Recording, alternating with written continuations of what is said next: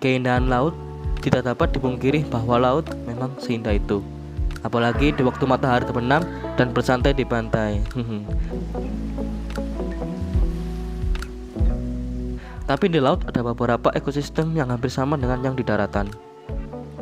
Ekosistem pesisir laut umumnya terdiri atas 3 komponen penyusun, yaitu lamun, mangrove, dan terumbu karang. Ketiganya membuat wilayah pesisir menjadi daerah yang relatif sangat subur dan produktif.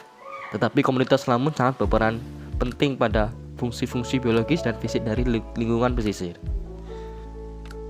Tapi apa sih lamun itu?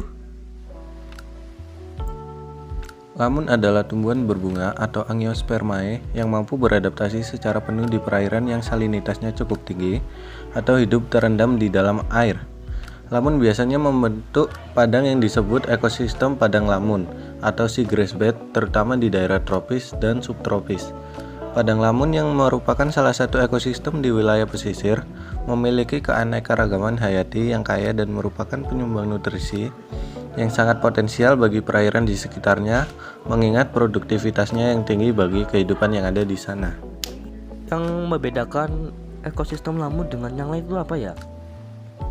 Jadi, terdapat kondisi ekologis khusus pada ekosistem lamun yang membedakannya dengan ekosistem terumbu karang dan mangrove. Ciri-ciri ekosistem lamun adalah sebagai berikut. Yang pertama, tumbuh di wilayah perairan dangkal dan di dataran yang memiliki permukaan lumpur dan pasir. Yang kedua, di perairan yang tenang dan teduh bisa tumbuh hingga kedalaman 30 meter.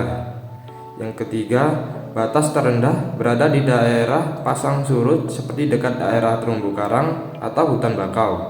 Yang keempat, proses metabolisme mampu dilakukan secara optimal dalam kondisi daur generatif, yaitu seluruh bagian tubuh terbenam air. Yang kelima, intensitas cahaya matahari yang menembus perairan sangat berpengaruh pada ekosistem lamun. Yang keenam, sistem perakaran mampu berkembang secara baik. Yang ketujuh, dapat tumbuh di daerah air yang asin. Oh iya, di ekosistem lamun terdapat flora dan fauna juga loh. Untuk flora yang ada di ekosistem lamun terdiri dari ganggang, Phanerogams, dan juga jamur. Sementara untuk fauna yang ada di ekosistem lamun terdiri dari invertebrata dan vertebrata. Contohnya seperti krustasea, ikan, moluska, echinodermata, dan nematoda. Tapi di ekosistem lamun bisa terancam gak ya? Bisa dong, ekosistem lamun akan menghadapi berbagai ancaman seperti aktivitas industri di kawasan pesisir dan menghilangnya ekosistem bakau di sekitar kawasan tersebut. Selain itu, perubahan iklim, polusi, dan kerusakan fisik seperti penangkapan sedimen juga menjadi ancaman bagi ekosistem lamun. Dari ancaman-ancaman tadi, adakah permasalahan tentang padang lamun ini di Indonesia? Tentu saja jawabannya adalah ada. Salah satunya adalah padang lamun di perairan Tanjung Pisau, Kabupaten Bintan yang mengalami kerusakan akibat dari adanya aktivitas manusia. Luas padang lamun di perairan timur Pulau Bintan sekitar 2.598 hektar.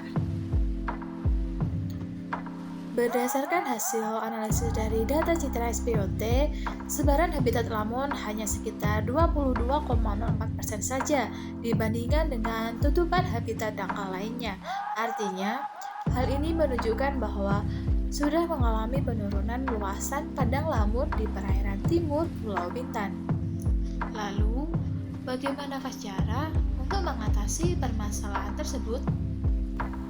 Tenang, ada solusinya kok.